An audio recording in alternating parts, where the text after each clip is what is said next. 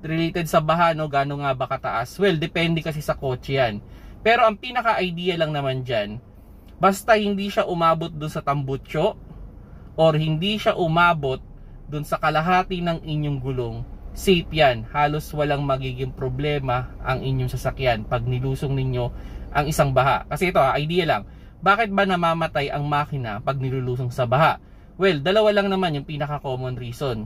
Pumasok yung tubig dun sa inyong air intake o dun sa air filter. So kung ano yung height ng inyong filter, pag umabot dun yung tubig, pumasok yung tubig dun sa air filter natin or dun sa air intake natin, mamamatay yung makina natin.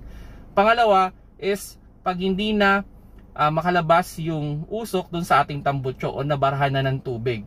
So yun yung reason kung bakit namamatay yung makina. Now, okay, bakit nasabi ko na hanggang dun sa tambutso or hanggang doon sa kalahati o hanggang doon sa kalahati ng inyong gulong? Kasi pag doon sa kalahati ng gulong, pag sumobra tayo doon, pag lumubog yung ating wheel bearing, masisira yon.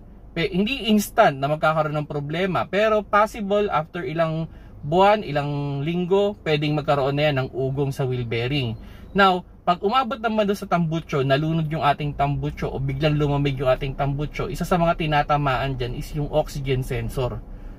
So yan yung so tignan ninyo kung ano yung height ng inyong tambutso or yung kalahati ng inyong gulong, kung ano yung mas mataas doon o mas mababa doon, hanggang doon lang yung safe na kaya ng inyong sasakyan na walang magiging problema. Ang pinaka-advice ko lang sa inyo, pag lumulusong kayo sa baha, dahan-dahan lang yung takbo, kasi pag masyado kayo mabilis, yung splash ng tubig mas mataas, so may tendency pumasok yan dun sa inyong air intake, pwedeng masira din yung bumper ninyo o yung ibang plaka na iiwanan.